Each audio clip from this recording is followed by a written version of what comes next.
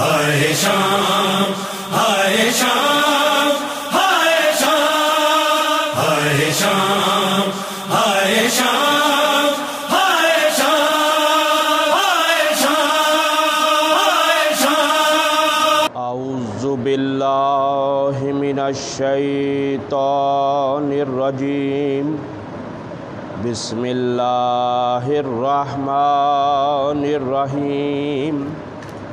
الحمد للہ الذی ہدانا لہذا وما كنا لنهتدی لولا ان ہدانا اللہ، لقد جاءت رسل ربنا بالحق والصلاة والسلام على رسول ثقلین محمود رب المشرقین والمغربین، جد الحسن والحسین ابی القاسم محمد۔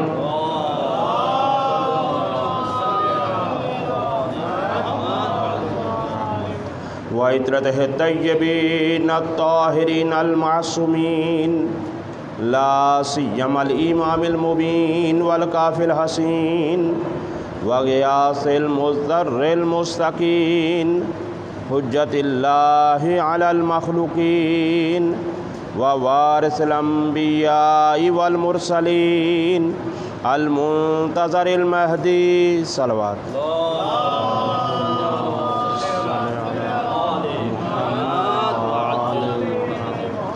عجل اللہ تعالی لہ الفرج، ولعنت اللہ علی اعدائہم ومخالفیہم ومنکری فضائلہم ومناقبہم اجمعین۔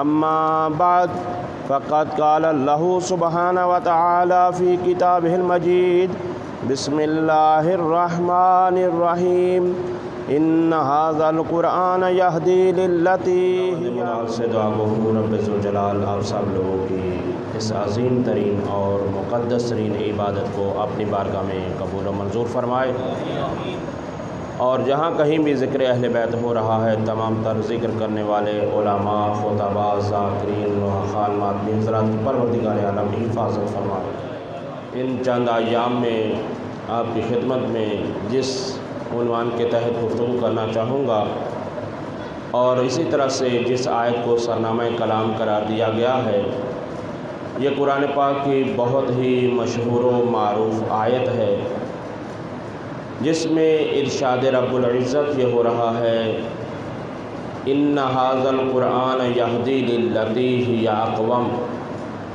سورہ بنی اسرائیل کی آیت نمبر 9 ہے، جس میں یہ ارشاد ہوا ہے کہ بے شک یقیناً یہ قرآن ہدایت کرنے والا ہے صراط مستقیم کی۔ اور اس کو تفاسیر نے اس انداز سے بھی بیان کیا ہے کہ بے شک یہ قرآن ہدایت کرنے والا ہے دین مبین کی۔ اسی طرح سے سلسلہ گفتگو جاری و ساری رہے گا، اور انشاءاللہ تعالی جو روایات نے اور معصومین نے جو بیان کیا ہے وہ بھی معنی آپ کی خدمت میں پیش کیا جائے گا، کیونکہ ظاہر ہے کہ آج پہلا دن ہے تو پہلے دن میں وہ ساری باتیں نہیں ہو سکتی جو آنے والے موضوع میں ہونے والی ہیں۔ آج کے اعتبار سے یہ ہے کہ بالآخر سب سے پہلے اس سورہ پر گفتگو کی جائے۔ یہ جو قرآن پاک کا سورہ ہے، جسے سورہ بنی اسرائیل کہا جاتا ہے، اس سورہ کے کئی اور بھی نام موجود ہیں۔ ایک اس کا نام سورہ اسراء ہے۔ سورہ اسراء اس وجہ سے کہا جاتا ہے کیونکہ اس میں پیغمبر اکرم صلی اللہ علیہ وسلم کی معراج کا تذکرہ ہے۔ سبحان الذی اسریٰ بعبدہ لیلا من المسجد الحرام الی المسجد الاقصی الذی بارکنا حولہ، کیونکہ اس کے اندر معراج کا اور ابتدائی آیت میں ہی ذکر ہوا ہے، اس اعتبار سے یہ ہے کہ سورہ اسراء بھی اسے کہا جاتا ہے۔ اور اس کے علاوہ اس آیت کا نام سورہ سبحان بھی ہے، اور وہ کیوں کر ہے؟ کیونکہ وجہ تسمیہ یہ ہے کہ سبحان اس وجہ سے کہا گیا ہے کیونکہ یہ صورت شروع ہی لفظ سبحان سے ہو رہی ہے، جیسا کہ ہے سبحان الذی اسریٰ بعبدہ۔ تو کیونکہ اس صورت کا پہلا لفظ ہی لفظ سبحان ہے، اس وجہ سے اس کا نام سبحان پڑھا ہے۔ اور پھر اسی طرح سے یہ ہے کہ اس سورہ کی فضیلت میں بہت ساری روایات وارد کی فضیلتوں میں سے ایک فضیلت یہ ہے کہ معصوم کا ارشاد گرامی ہے کہ جو شخص بھی ہر شب جمعہ کو اس سورہ بنی اسرائیل کی تلاوت کرتا رہے گا، اس کا نتیجہ یہ ہوگا کہ وہ اس دنیا سے نہیں جائے گا مگر یہ کہ اپنے وقت کے امام کی زیارت کر لے گا، اپنے وقت کے امام کی زیارت کر لے گا۔ اس سورہ کی یہ ایک فضیلت بیان کی گئی ہے۔ اب جو اس میں ارشاد ہو رہا ہے سبحان الذی اسری بعبدہ، یہ آغاز ہے، اور پھر جس آیت کو سرنامہ کلام قرار دیا گیا ہے وہاں پر کیا ہے ان ھذا القرآن یہدی للتی ہی اقوم، بے شک یقیناً یہ قرآن ہدایت کرنے والا ہے۔ خلاصہ کلام اس میں یہ ہے کہ صراط مستقیم یا دین مبین اسلام کی طرف۔ اب ایک تو یہ ہے کہ ھذا کا اشارہ کس طرف ہے، ھذا کا مطلب کیا ہے، اس پر بھی گفتگو کی الگ سے ضرورت ہے انشاءاللہ تعالی، بلکہ ہماری گفتگو کا خاص طور پر یہ لفظ ھذا محور رہے گا۔ اب یہی ہے کہ یہ قرآن جب ہدایت کے لیے آیا ہے اور یہ قرآن ہدایت کرنے والا ہے صراط مستقیم کی، عزیزان گرامی یہ ہے کہ انسان دعا مانگتا ہے پروردگار عالم سے، اور وہ اس طرح سے کہ ابھی ہم سب نماز پڑھ کر بیٹھے ہیں اور ہر مسلمان نماز پڑھتا ہے اور نماز میں ایک دعا مانگتا ہے۔ دعا یہ ہے اہدنا الصراط المستقیم، اے پروردگار مجھے صراط مستقیم کی ہدایت فرما۔ یعنی یہ دعا ہر مسلمان مانگتا ہے نماز میں، اگر 5 وقت کا نمازی ہے تو 5 وقت میں مانگ رہا ہے، بلکہ 5 میں 10 مرتبہ کہا جا رہا ہے، اگر نماز فقط جمعہ پڑھنے والا ہے تو کم از کم جمعے کے دن۔ بہرحال زندگی کے کسی بھی حصے میں جب بھی کوئی انسان نماز پڑھتا ہے تو اس میں دعا یہ مانگتا ہے اے پروردگار مجھے ہدایت فرما، کہاں کی؟ صراط مستقیم کی۔ اور یہ دعا جب مانگ رہا ہے تو کیا یہ دعا قبول بھی ہوتی ہے یا نہیں؟ ایک تو ارشاد رب العزت یہ ہے کہ ادعونی استجب لکم، تم مجھے یاد کرو، تم مجھے پکارو، میں تمہاری دعا کو قبول کرنے والا ہوں۔ یہ ہے عام طور پر کہ جب بھی جہاں بھی جب بھی ضرورت پیش آئے تم دعا تو مانگو، تم مجھے پکارو تو صحیح، تمہاری ہر دعا کو قبول کرنا میرا کام ہے۔ اور آپ یہ دیکھیں کہ جب کوئی عام انسان اگر کسی کو اپنے گھر پہ بلاتا ہے، کہے کہ آپ ہمارے گھر پہ تشریف لائیے، تو کیا یہ ممکن ہے کہ ایک عقل مند انسان اپنے گھر میں بلائے اور پذیرائی نہ کرے؟ یہ ممکن نہیں ہے، مہمان نوازی نہ کرے۔ تو ایک عام انسان کو بھی اتنا شعور ہے کہ اگر مہمان کو بلایا جائے تو اس کی پذیرائی کی جاتی ہے، اس کی مہمان نوازی کی جاتی ہے، تو جو خالق انسان ہے کیا وہ نہیں کرے گا؟ تو جب اس کی ذات نے یہ کہہ رکھا ہے کہ ادعونی استجب لکم، تم مجھے پکارو میں تمہاری دعا کو قبول کرنے والا ہوں، اور ہر مسلمان ہر انسان اس اعتبار سے کہ جب بھی وہ نماز پڑھ رہا ہے تو کیا دعا مانگ رہا ہے؟ اہدنا الصراط المستقیم، اے پروردگار میری ہدایت فرما، یعنی وہی لفظ ہدایت ہے، میری ہدایت فرما صراط مستقیم کی طرف۔ یعنی اب آپ ذرا توجہ کیجیے گا، وہ یہ ہے کہ انسان دعا مانگ رہا تھا خدا سے۔ کس سے مانگ رہا تھا دعا؟ اللہ سے مانگ رہا تھا، اپنے رب سے مانگ رہا تھا کہ اہدنا الصراط المستقیم، پروردگار میری ہدایت کر۔ اب یہ ہے کہ جب ہدایت کی دعا مانگ رہا تھا تو کیا یہ دعا قبول ہونی چاہیے یا نہیں؟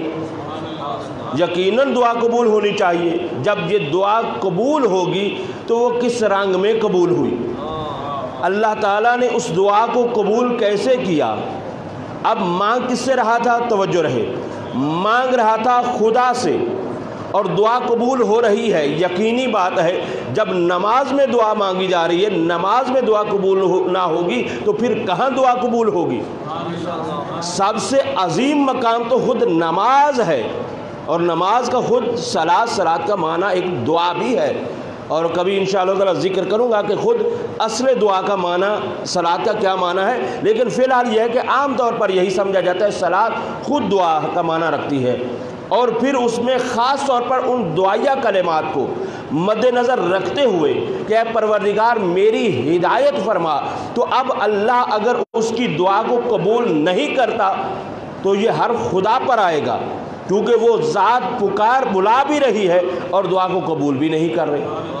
تو اب یہ ضروری ہے کہ وہ دعا قبول ہو رہی ہے، یہ یقینی ہے، لیکن وہ دعا قبول کیسے ہوتی ہے؟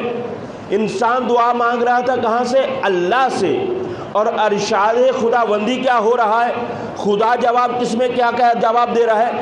جواب یہ آ رہا ہے اِنَّا هَذَا الْقُرْآنَ يَهْدِي لِلَّتِي هِيَ أَقْوَمُ، یعنی انسان دعا مانگ رہا تھا خدا سے، خدا کی طرف سے جواب یہ آ رہا ہے، دعا قبول ہو کر جواب یہ آ رہا ہے کہ یہ قرآن ہدایت کرنے والا ہے صراط مستقیم کی۔ اللہم صلی علی محمد وآلہ۔ اب یہ دعا جب مانگی ہے خدا سے، اور خدا نے دعا کیسے قبول کی ہے؟ یوں قبول کی ہے کہ یہ قرآن ہدایت کرنے والا، جبکہ یہ ہے کہ مانگا خدا سے تھا تو خدا کو یہ کہنے والا تھا کہ میں ہدایت کرنے والا ہوں۔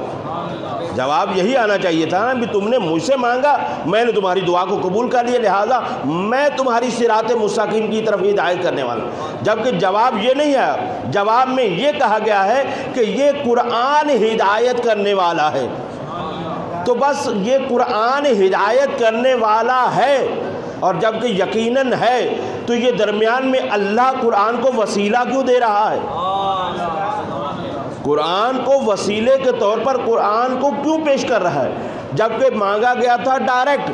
انسان بھی مطالبہ یہی کر رہا ہے کہ آج میری ڈائریکٹ ہدایت ہونی چاہیے، تو یہ درمیان میں قرآن کو کیوں لایا جا رہا ہے؟ تو یہاں پہ عزیزان گرامی اس بات کو سمجھنے کی ضرورت ہے کہ جب اللہ ہدایت کر رہا ہے، درمیان میں قرآن کو وسیلہ قرار دے رہا ہے۔ توجہ ہے کہ وہ ذات کیسی ذات ہے؟ وہ ذات ایسی ذات ہے جو ان اللہ علی کل شیء قدیر ہے، جو ذات ہر شے پر قادر ہے، جو ذات ہر شے پر قادر ہوتے ہوئے بھی اگر درمیان میں وسیلہ دے رہی ہے تو اس کا کیا مطلب ہے؟ مطلب یہ سمجھ میں آ جانا چاہیے، جب وہ ذات جو ہر شے پر قادر ہے، وہ ہر شے پر قدرت رکھتے ہوئے بھی تب بھی وہ وسیلہ قرار دے رہی ہے، تو اب اس بات کو سمجھ لینا چاہیے جب وہ ذات بغیر وسیلے کے ہماری ہدایت نہیں کرتی تو ہم بغیر وسیلے کے ہدایت کیسے لے سکتے ہیں؟ وعلی محمد صلی اللہم صلی علی محمد وعلی محمد، سلامت رہے۔ تو بس یہ سمجھ میں آ گیا کہ وسیلے کے بغیر اصل چارہ ہی نہیں ہے۔ دنیا کی زندگی ہر جگہ پر آپ کو وسیلہ ہی نظر آئے گا، یعنی کوئی شے بھی اگر آپ سمجھیں، کوئی بھی آپ میں نہیں سمجھنا کہ آپ ممبر پر بیٹھ کر کس شے کا میں ذکر کروں، کسی بھی شے کو آپ تصور میں لائیں، کسی بھی شے میں، کیا اس میں وسیلہ ہے یا نہیں ہے؟ یقیناً ہے نا۔ چلیں چھوٹی چھوٹی باتوں کا ذکر کر لیتے ہیں، یہی میری آواز پہنچنے میں یہ مائک وسیلہ ہے یا نہیں ہے؟ توجہ فرما رہے ہیں؟ یہی آواز جو ریکارڈنگ میں اب پوری جگہ جہاں بھی جا رہی ہے، یہ ہر جگہ پر پہنچنے میں یہ کیمرہ وسیلہ ہے یا نہیں ہے؟ آپ اپنے گھروں سے چل کر مسجد و امام بارگاہ تک آتے ہیں تو یہ قدم آپ کے وسیلہ ہیں یا نہیں ہے؟ یعنی ہر شے کے اندر اگر اسی کو گنوانے لگوں، مجھے دنیا کا کوئی ایک کام بھی، نہ کوئی ایک شے بھی، کوئی بھی ایسی نظر نہیں آئی جس میں کوئی وسیلہ نہ ہو۔ تو ہر شے میں وسیلہ ہے۔ آپ گھر سے چلے مسجد امام بارگاہ تک آئے، وسیلہ ہے۔ میں اپنے ہاتھ سے چلا گاڑی میں یہاں تک پہنچا، وسیلہ ہے۔ تو اب عزیزان گرامی تھوڑی سی اسی بات پر توجہ کر لی جائے، اگر ہم اپنے گھروں سے، بس توجہ چاہ رہا ہوں، اگر ہم اپنے گھروں میں مسجد تک آنا چاہتے ہیں تو بغیر وسیلے کے نہیں آ سکتے۔ اے انسان اور اے مسلمان، تو اس دنیا سے جنت میں جانا چاہتا ہے؟ اللہ اکبر۔ محمد و آل محمد بلند صلوات۔ اللہم صلی علی محمد و آل محمد وعجل فرجہ۔ یعنی بالکل واضح سی بات ہے، یہ دنیا اور وہ دنیا دونوں کا ایک انتہائی گہرا تعلق بھی ہے، رابطہ بھی ہے، لیکن یہاں سے وہاں تک جانے کے لیے وسیلہ ہے۔ سب سے پہلا وسیلہ تو خود اسرائیل صاحب ہے کہ اگر اسرائیل تب تک نہیں آئے گا اس دنیا سے ادھر جائے گا ہی نہیں۔ تو یہ موت خود ایک وسیلہ ہے ایک دار سے دوسرے دار میں منتقل ہونے کے لیے۔ تو کس کس جگہ پر وسیلے کا انکار کیا جائے گا؟ اسی وجہ سے انسان کے کیونکہ شعور میں تھا، تبھی تو خدا نے یہ کہا وَابْتَغُوا إِلَيْهِ الْوَسِيلَةَ، یعنی کیا ہے کہ وہاں تک جانے کے لیے وسیلے کو تلاش کرو۔ اور یہ تلاش کرنا اس بات کی دلیل ہے کہ وسیلہ موجود ہے۔ توجہ فرما رہے ہیں؟ یعنی جب یہ کہا جائے کہ کوئی چیز گم ہو جائے یا نہ مل رہی ہو یا کسی کو ڈھونڈنا ہو تو کہا جاتا ہے اس کو تلاش کرو، تو اس کا مطلب یہ ہے کہ وہ شے پہلے سے موجود ہے، اس شے کو بنانا نہیں، وہ شے موجود ہے، اس کو تلاش کرنا ہے۔ جبکہ اگر دنیا کے ہمارے عام شعور کے مطابق اگر وسیلہ نہ ہوتا تو خدا کو یہ کہنا چاہیے تھا مجھ تک پہنچنے کے لیے وسیلہ بناؤ، یہ کہنا چاہیے تھا نا۔ جبکہ خدا کی ذات نے یہ نہیں کہا کہ وسیلہ بناؤ، بلکہ کیا کہا ہے؟ وسیلہ تلاش کرو۔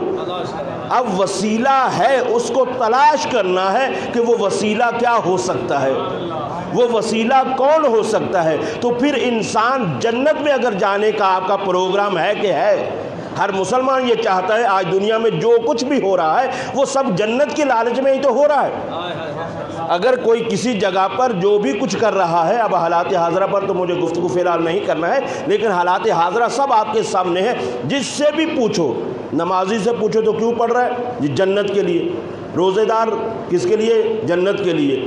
یعنی جو کچھ بھی جو کر رہا ہے وہ جنت ہی کے لیے کر رہا ہے۔ تو اب جب یہ جنت کے لیے کر رہا ہے تو اس جنت کے لیے وسیلہ بھی تو تلاش کرے۔ اور جب یہ ہے کہ جانا ہے وہاں پر کہ جہاں جنت جسے کہا جاتا ہے، تو اب جنت میں جانے کے لیے ضروری ہے، بس گفتگو کو یہاں روک دوں گا، جنت میں جانے کے لیے ضروری ہے کہ جنت کے سرداروں کے ساتھ تعلق ہونا چاہیے۔ اللہ اکبر۔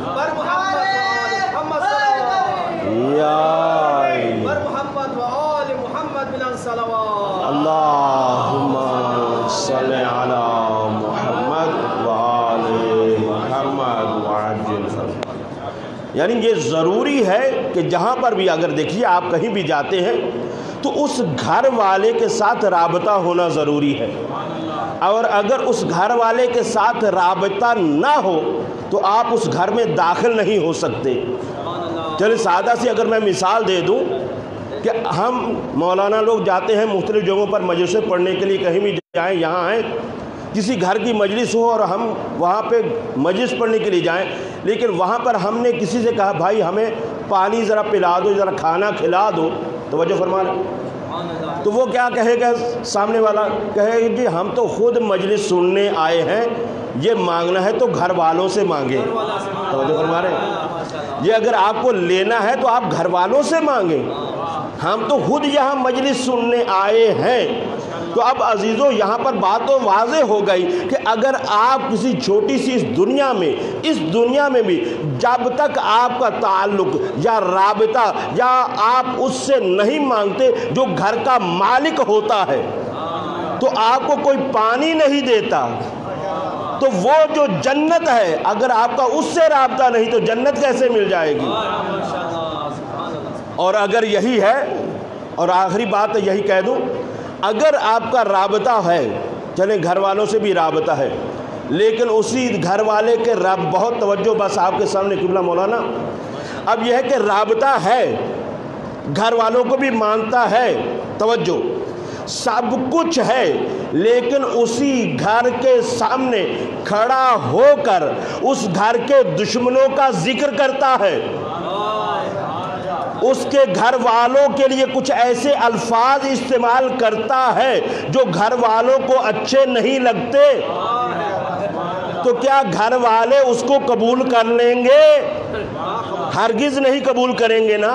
تو جب عام دنیا میں یہی ہو رہا ہے، اب کوئی مسجد یا امام بارگاہ کے سامنے کھڑا ہو کر کوئی ایسی زبان استعمال کرے جو جنت کے سرداروں کے خلاف استعمال ہو رہی ہو، تو وہ تو جنت تو جانا دور کی بات، وہ جنت کی خوشبو بھی نہیں سونگھ سکتا۔ محمد وآل محمد بلند صلوات۔ اللہم صلی علی محمد وآل محمد سلام۔ اسی وجہ سے الحمدللہ باشعور مسلمان بھائیوں نے بھر وقت ایکشن لیا اور اس باتوں کا اور اس چیز کو بیان کیا ہے، اور واقعاً اہل بیت کے تذکرے کو انہوں نے اس چیز کو سمجھا ہے۔ تو یہی بات آپ کی خدمت میں یہاں آج بات کو روک رہا ہوں کہ یہ ہے گھر والوں کا تعلق، یہ ہے اگر جنت میں جانا ہے تو جنت والوں سے تعلق ہونا ضروری ہے۔ بس عزیزو، رونے اور رلانے کی بات تو یہی ہے، جس کو اللہ نے وسیلہ بنایا تھا، جو جنت کے مالک تھے، آج وہ کوفہ سے ہوتے ہوئے شام کے دربار میں بلائے جا رہے ہیں۔ آج ان کے اوپر کیا کیا مصیبتیں آ رہی ہیں۔ عزادارو، ابھی تک ہم تو کربلا کو نہیں بھلا پائے تھے، ابھی تک ہم کوفہ کی مصیبتیں نہیں گن پائے تھے، کہ یہاں تک کہ یہ آج پہلی سفر آ گئی جس میں میرے مولا و آقا کو زنجیروں میں جکڑ کر شام کے دربار میں لایا گیا۔ عزادارو، میرے مولا و آقا امام سید سجاد اپنی مصیبتوں کو اس انداز میں بیان کرتے ہیں، کہتے ہیں کہ میں ان وقت کو نہیں بھول سکتا۔ میرے مولا فرماتے ہیں جس وقت ہم کو دربار میں داخل کیا گیا تو ان کم بختوں نے کیا کیا ہوا تھا، تلوار کو نیاموں سے نکالا ہوا تھا، نیزے کی انیاں ہمیں چبوتے تھے، ہمیں اس عالم میں دربار میں لائے۔ اور عزاداروں پھر سنو گے، کہتے تھے ان ظالموں نے کیا ظلم کیا، کہا جو بچے تھے، جو نوجوان تھے، ان کے سر لا کر میری بہن کے سامنے کھڑے کر دیے گئے۔ اجرکم علی اللہ۔ عزاداروں، میرے مولا سید سجاد ان مصیبتوں کو خود بیان کر رہے ہیں، کہا میرے بھائی علی اکبر کا سر لا کر میری بہن سکینہ کے سامنے کھڑا کر دیا گیا، میرے بابا کا سر، میرے چچا کا سر لا کر میری پھوپھیوں کے سامنے کھڑا کر دیا گیا۔ اب اس منظر کو ہم برداشت کریں تو کیسے کریں؟ سید سجاد اس دن کو کبھی نہیں بھول سکتا۔ وَسَيَعْلَمُ الَّذِينَ ظَلَمُوا أَيَّ مُنْقَلِبٍ يَنْقَلِبُونَ أَلَا لَعْنَةُ اللَّهِ عَلَىٰ قَوْمِ الظَّالِمِينَ۔